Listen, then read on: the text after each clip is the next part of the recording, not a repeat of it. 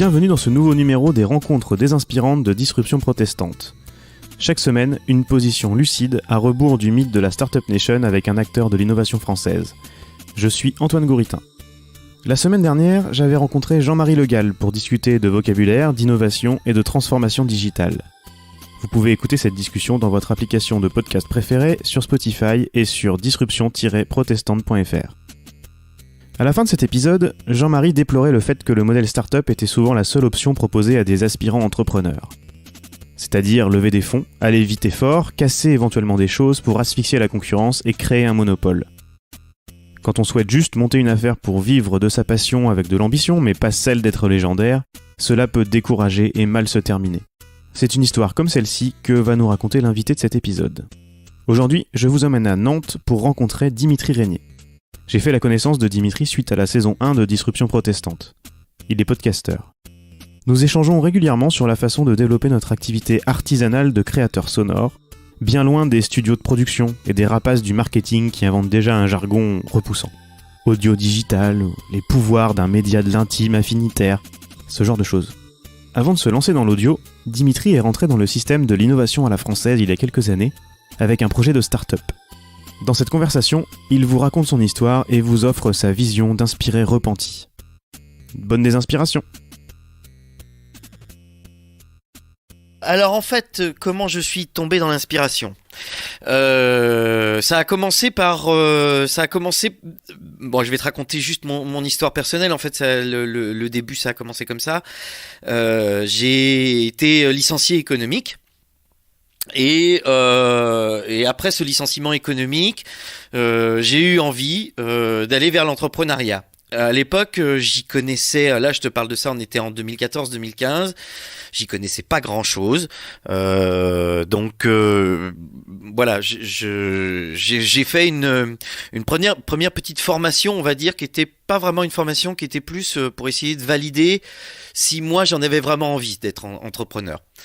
À l'issue de ça, oui, c'est avéré que j'avais envie, en tout cas, et puis que j'avais une idée, surtout, que j'avais une petite idée qui trottait dans la tête, et j'ai présenté mon idée à un concours nantais qui s'appelle la Creative Factory, voilà, qui est une sorte d'incubateur porté par la Samoa. Alors tu feras ta recherche pour savoir ce que c'est que la Samoa. Donc j'ai présenté donc ma candidature, qui a été une première fois refusée parce que le projet n'avait pas été jugé mature. Bon, l'objectif en fait pour moi était de créer une petite entreprise qui permettait de lire des nouvelles courtes. Moi j'étais passionné par la littérature sur son smartphone, c'est-à-dire d'avoir du contenu de grande qualité, c'est-à-dire du contenu éditorialisé, construit avec des auteurs, mais sur des formats très très courts, 5, 10 ou 15 minutes de lecture. Et c'était un peu la porte d'entrée que j'avais proposée pour créer cette entreprise qui s'appelle les Bouconautes. Bref, j'ai représenté mon dossier dans ce fameux concours, donc la Creative Factory, 8 mois ou 9 mois plus tard, même un an plus tard en fait. Et cette fois, il a été accepté. Tout le monde a trouvé que j'étais moi et ma petite équipe, parce qu'en fait la première fois ça avait été retoqué parce que j'avais pas vraiment d'associés, parce que c'est toujours pareil dans ce genre d'entreprise, il faut qu'on ait des associés, sinon on n'est pas crédible. Alors donc là, cette fois j'avais des associés, et associés qui étaient tous les deux, l'un était plutôt pour la partie web développement, et puis l'autre pour la partie littéraire, c'est-à-dire recherche des auteurs, travail avec les auteurs, etc., etc. Donc cette petite entreprise s'est lancée, et donc parallèlement, moi j'étais très inspiré par les vidéos de The Family, donc d'Oussama Ammar, hein, on en parlait, et bon, aujourd'hui effectivement avec le recul j'ai une autre vision sur ce personnage, mais il y avait quand même un ou deux trucs qui étaient quand même pas inintéressants dans ce qu'il racontait. Ouais, alors c'est ça qui est intéressant aussi, parce que toi t'as aussi une expérience de comédien. Tu travailles sur la prise de parole, t'en avais parlé dans un de tes podcasts. Est-ce que tu peux nous raconter ta première rencontre, je dirais, avec Oussama Ammar ? Je sais pas si c'est une rencontre personnelle, mais en tout cas une de ses conférences. Qu'est-ce qui t'a marqué à ce moment-là et comment est-ce que t'es tombé amoureux sous le charme? C'est peut-être un peu charme, exagéré. Ouais. Alors, le personnage déjà, parce que c'est quand même un personnage relativement charismatique. Et puis, il y avait quelque chose dans son discours que j'aimais particulièrement. C'était le fait de dire systématiquement quand il faisait une conférence ou quand il, enfin pas systématiquement, mais en tous les cas, il répétait à l'envi dans des articles, etc., que quand il prenait la parole publiquement, c'était pour comment dire. Comment il exprimait ça? C'était assez bien trouvé. C'était pour faire entendre aux autres le monde dans lequel lui-même vivait. Voilà, c'est-à-dire qu'en gros, il fait des conférences et il en fait des dizaines et des dizaines pour faire entendre à tout le monde dans lequel lui il vit. Ce qui est possiblement très intéressant. Bon, le problème c'est que ça parle pas à tout le monde. Moi à l'époque, il se trouvait que ce monde-là me faisait envie à moi aussi, c'est-à-dire que le monde des startups, enfin voilà, tout ça me fascinait parce que tout ça était très nouveau finalement pour moi. Et donc la toute première fois ça a été ça, et puis après j'en ai consommé des dizaines et des dizaines, mais finalement j'ai pas gardé grand chose de son discours, si ce n'est une chose. J'aime pas beaucoup les incubateurs. Voilà, c'est-à-dire qu'il y a lui non plus d'ailleurs n'aime pas beaucoup les incubateurs, et finalement je pense que c'est peut-être le dernier endroit où on peut essayer de créer une entreprise viable. Et dans son discours, est-ce qu'il y a beaucoup de choses qui t'ont servi? Alors peut-être que tu n'en as pas beaucoup retenu grand-chose maintenant, mais est-ce qu'il y a des choses qui t'ont servi dans ton parcours avec les Book-o-Notes ou pas du tout? Oui, mais pas... En fait, tout ça pour me rendre compte qu'au final, la rentabilité à tout crin, le fait d'aller chercher... Enfin, tout ça m'intéressait pas vraiment. En fait, moi, je me suis rendu compte au fur et à mesure que j'avançais dans mon projet entrepreneurial que j'étais plus intéressé par le projet artistique que constituaient les Book-o-Notes que par un vrai projet entrepreneurial, au sens où le discours de The Family le professe. C'est-à-dire que effectivement, le discours de The Family est extrêmement intéressant si tu as envie de monter Uber ou Google.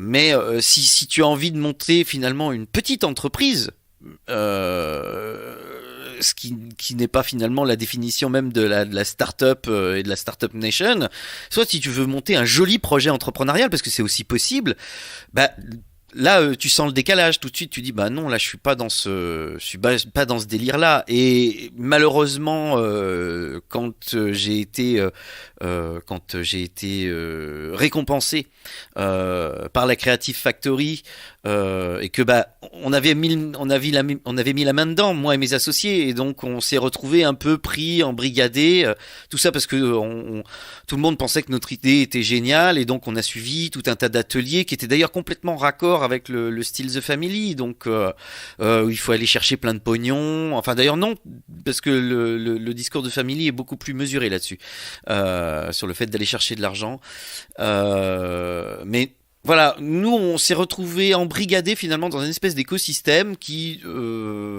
avec le recul, on se dit mais en fait il ne peut pas correspondre à des gens qui ont juste envie de monter une petite boîte, par exemple, qui ont envie de faire un petit projet entrepreneurial qui a pas un impact mondial, tu vois, enfin voilà.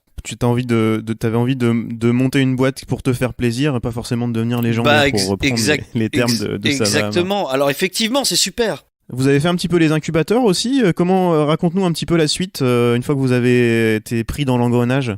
Écoute, moi j'ai été pris dans l'engrenage, enfin surtout moi, un petit peu moins mes associés, c'est surtout moi qui ai suivi les ateliers. Alors après tu rentres dans un espèce de, voilà, pendant 9 mois tu es suivi sur les aspects juridiques, comptables. Alors donc t'as un petit atelier sur la comptabilité, montage d'une entreprise, un petit atelier sur la partie financière, un petit atelier sur la partie commerciale, sur la partie communication, sur la partie droit légal, enfin voilà, t'as tout un tas de petits ateliers comme ça. Bon, c'est très intéressant, mais Il y a, tu vois, là, on va revenir à Oussama Hamar. Il y a un truc que lui dit et que moi, finalement, je trouve intéressant dans cette affaire-là. C'est, moi, les incubateurs, la vision que j'en ai, et je suis assez d'accord avec lui, c'est, il dit que c'est des puceaux qui essayent d'expliquer à des prépubères comment il faut faire. Mais effectivement, je crois qu'il a pas tort parce que tous ces incubateurs, alors il y en a qui sont privés, il y en a qui sont publics ou parapublics. Bah, c'est des braves gens qui sont tous salariés et qui n'ont absolument aucune idée de comment on monte une entreprise au final. Donc voilà, ils essayent de trouver des choses pour valider un peu ton idée. Mais au final, enfin voilà quoi. Moi, je sais que j'ai une vision très négative de ça parce que ça, pour moi, ça entretient un système qui est pas très, voilà, ça entretient un système.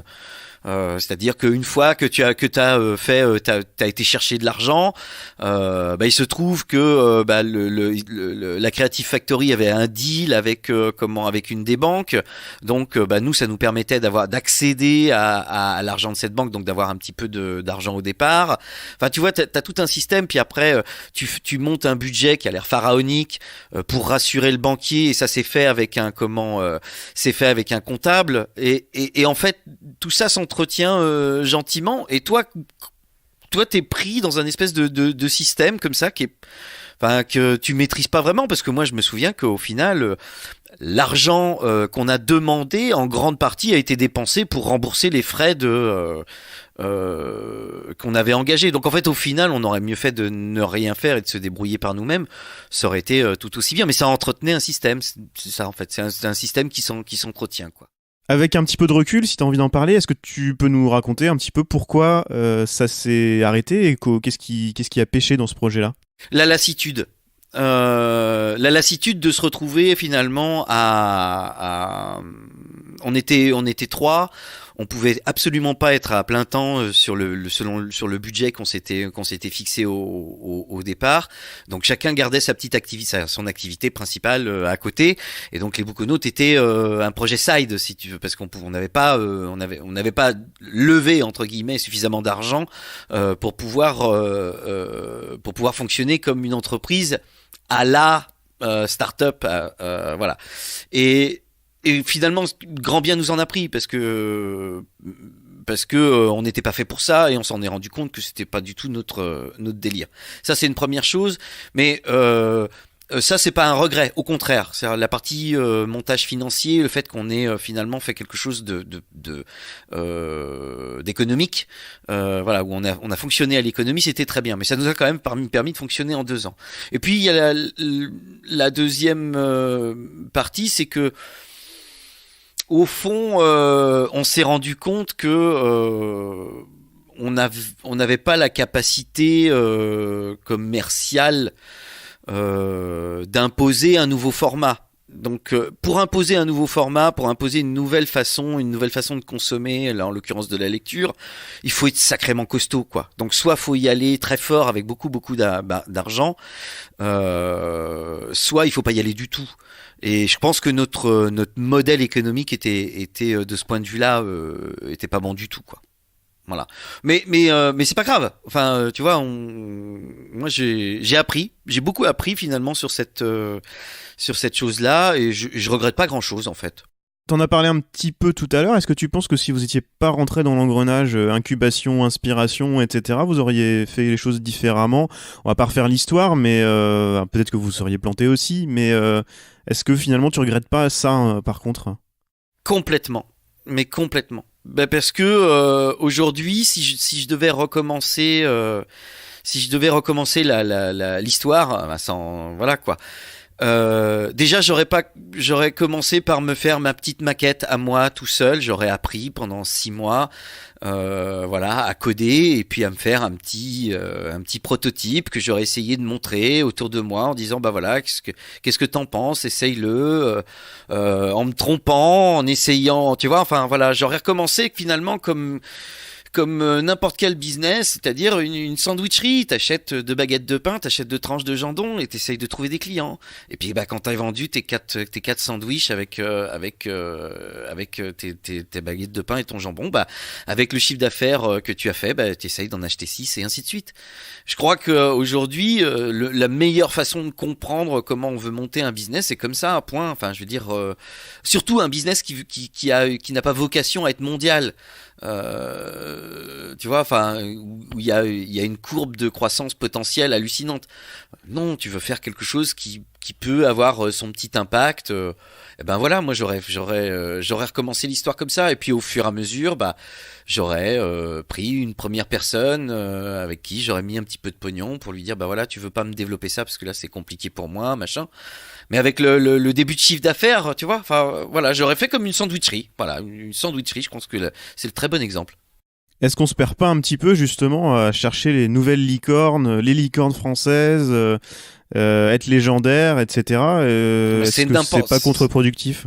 Mais complètement. C'est complètement contre-productif. Je pense que une belle idée de business, tu sais pas d'où elle peut arriver, quoi. Elle peut arriver comme ça, par hasard, par un type qui a bricolé un truc dans un coin. Enfin, moi, je crois pas à ce système-là, et surtout, je le trouve dangereux dans le sens où il génère un marché en lui-même, quoi. C'est-à-dire ces incubateurs font payer ces petites boîtes qui ont déjà pas beaucoup de sous, qui arrivent déjà, parfois elles arrivent à lever un peu d'argent, mais aller chercher de l'argent, c'est pas compliqué, hein. Moi, finalement, s'il y a un truc que j'ai compris, c'est qu'aller chercher de l'argent, c'est pas compliqué. De l'argent, on t'en trouve, on en trouve toujours. C'est le reste qui est compliqué. Et je trouve que c'est très toxique d'emmener des entrepreneurs ou des futurs entrepreneurs, des gens qui sont naïfs par rapport à ça, dans cette logique-là, quoi. Mais moi, je me souviendrai toujours d'un des ateliers qu'il y avait eu à la Creative Factory avec un intervenant dont j'ai oublié complètement le nom, on se regardait, nous, avec mes collègues, on va dire les autres incubés, et on se disait c'est juste pas possible, quoi. Le mec hallucine. C'est-à-dire qu'en gros, il nous disait si vous commencez à aller chercher d'argent, allez chercher toujours plus d'argent, quoi. Et ça nous paraissait complètement dingue, quoi. Alors que nous, notre idée, c'était de se dire non, on va plutôt aller chercher des clients. C'est quand même la logique, la première chose à aller chercher, quoi. À t'en entendre parler tout à l'heure, et puis entendre un petit peu comment ça se passe dans le milieu de l'inspiration. Et toi, je disais tout à l'heure, tu as bossé beaucoup sur la parole, t'es comédien, tout ça. On a l'impression souvent, c'est peut-être un peu exagéré, mais justement, je voulais en discuter avec toi, que la mode de l'inspiration, et on voit notamment avec le développement personnel, où là c'est encore autre chose, c'est encore pire, je pense, que l'inspiration d'entrepreneur. On a l'impression que c'est des méthodes presque sectaires par moment. Est-ce que tu as l'impression d'avoir été embrigadé dans quelque chose qui se rapproche d'une secte et d'en être sorti ? Non, faut pas exagérer, là quand même pas. Non, mais par contre, il y a une certaine forme on te fait croire que ton idée est géniale. Et c'est ça qui est, je trouve, un peu dangereux. En tous les cas, pour la partie entrepreneuriale. Par contre, pour la partie développement personnel, alors bon, là, je pourrais t'en parler pendant des heures, parce que moi, je donne des cours sur la prise de parole en public. J'en donne de moins en moins, pour tout te dire. Je le fais à des endroits bien précis et là où ça me semble être le plus efficace, c'est-à-dire dans les écoles. Mais je ne veux plus rentrer pareil dans ce délire. Enfin, je veux dire, il y a un moment, soit les gens ont envie de défendre quelque chose, des idées, d'être passionnés, etc., et finalement les ressources ils les trouvent. Soit ils ont pas envie et ils ont pas forcément besoin de moi, quoi. T'as été contacté peut-être des fois dans ton boulot de prise de parole par des gens qui veulent se lancer là-dedans ? Je me pose la question là. Pour être coaché. C'est drôle parce que ça a commencé comme ça. En fait, c'est-à-dire que moi, c'est dans l'autre sens. C'est-à-dire que c'est moi, à l'époque où je m'occupais des book-notes et où j'avançais, forcément, j'étais en contact de plein d'autres jeunes entrepreneurs et donc je discutais beaucoup avec eux. Et à chaque fois que je me retrouvais dans une séance collective de pitch, dans un espace, soit dans un espace de coworking, soit sur un événement, on va dire, je les trouvais. J'étais même J'étais même un peu halluciné parce que je trouvais des gens qui avaient des idées bien plus brillantes qui avaient des parcours bien plus brillants que le mien, qui étaient souvent avec un background assez solide et qui, c'était nul en fait. Quand on les écoutait, c'était nul. C'est-à-dire qu'on avait vraiment, c'était pas du tout. Alors pour le coup, on va employer le terme. C'est pas du tout inspirant. C'est-à-dire que tu les écoutais. Déjà, tu comprenais pas le business qu'ils étaient en train de défendre dans leur pitch. Je comprenais rien. Et puis, mais dans 80-90% des cas. Et tu dis, mais attends, ce mec-là, je vais rien lui acheter, quoi. C'est-à-dire que s'il est pas plus impliqué que ça, si c'est juste un opportuniste qui a trouvé une idée géniale, ou c'est parce que il a un parcours brillant, il a trouvé, voilà, on avait un peu toutes les typologies. Souvent, moi, j'allais vers eux, je leur disais, vous êtes sûrs, parce que, voilà quoi, il faudrait travailler un peu votre discours, parce que moi, j'ai rien envie de vous acheter là pour l'instant. Or, la particularité d'un pitch, c'est que il faut que t'aies envie quand même faut que t'aies envie d'être, convaincu par cette personne en quelques minutes. Mais tout le monde n'est pas doué pour ça. Et est-ce que tu as fabriqué des top speakers inspirants alors? Non, j'ai pas encore fabriqué de top speakers inspirants. Non, je crois pas. Mais j'en ai aidé quelques-uns. Oui, clairement. Mais c'est pas une question d'être que inspirant en fait. Au final, ce qui était intéressant quand je discutais avec ces futurs entrepreneurs, c'était de voir dans quelle position ils étaient. C'est-à-dire quelle posture ils avaient. Soit tu avais un simple opportuniste qui avait trouvé une opportunité de marché. Bon super, il avait trouvé une opportunité de marché qui était soit de niche ou pas, etc. Voilà, qui a réussi à lever un peu d'argent, etc. Mais tu sentais que le gars, finalement, c'était pour puer de salarié, quoi. C'est-à-dire qu'il avait monté une boîte et qu'il avait trouvé il se trouvait qu'il connaissait bien, par exemple, un secteur donné, et donc il se lançait là-dedans parce qu'il connaissait bien ce secteur, parce qu'avant il était salarié, mais il n'était pas passionné plus que ça par l'entrepreneuriat, quoi. Et ça, des exemples comme ça, j'en ai des dizaines. Donc entre ceux qui sont pas spécialement plus passionnés par l'entrepreneuriat que ça, ceux qui sont entretenus dans une idée brillantissime où tout le monde leur dit qu'ils sont géniaux, alors que bon... rien ne le prouvera. Et puis ceux qui, malheureusement, par exemple, je pense souvent aux gens qui ont eu des parcours techniques, qui souvent ont trouvé des petites, tu vois, alors un potentiel commercial sur un truc technique extrêmement précis. Ceux-là, là c'est le pire de la cata. Ils sont à la limite de l'autisme. Ils savent pas parler aux autres. Tu vois, ils bricolent tout seuls dans leur coin toute la journée. Et puis et c'est dommage parce que si ça se trouve, peut-être que l'idée brillante, elle est là, planquée derrière un type comme ça, quoi. Tu vois, qui bafouille et qui est tout timide. Et j'en ai vu plein. J'ai une dernière question. On entend, alors on est vraiment dans la mode du tous entrepreneur, l'inspiration est pas prête de s'éteindre à mon avis. Mais à cause de ça, je pense quand même qu'il y a pas mal de gens qui n'osent pas forcément dire ce qu'ils pensent de ça, parce qu'il y a pas mal de monde dans cet écosystème qui est pas dupe quand même de tout ça. Toi, tu navigues encore dans tout ça sur Nantes. Est-ce que ça commence à être remis un peu en question, ou tout le monde va avec la vague et puis on réfléchit pas trop? J'ai quand même l'impression que ça commence à être sérieusement remis en question. J'ai pu discuter avec des gens, mais d'ailleurs que tu connais, autour de moi, et notamment avec ton frère. Voilà, on voit bien que oui, il y a de plus en plus de gens qui sont plus dupes de ce délire-là, quoi. De plus en plus, en tout cas, même y compris à Nantes, hein, pourtant, qui est une ville dynamique et très, tu vois, et qui était très Startup Nation il y a encore pas si longtemps.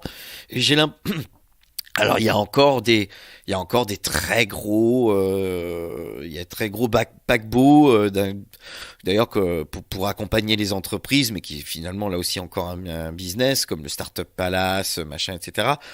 bon, tous ces choses-là, voilà, ça existe encore, mais tu sens que c'est pour le potentiel, c'est pour des très gros projets ou des projets qui seront amenés à travailler avec des grands groupes, par exemple. Mais sinon, non. Enfin, j'ai l'impression que, ouais, on est revenu un peu de ce discours-là. C'était les rencontres désinspirantes de Disruption Protestante. Retrouvez toutes les informations sur la série et écoutez les autres épisodes sur disruption-protestante.fr et abonnez-vous dans votre application de podcast favorite pour ne rien rater. Disruption Protestante est une série produite par Antoine Gouritin, la musique originale du générique est de Julien Solaire.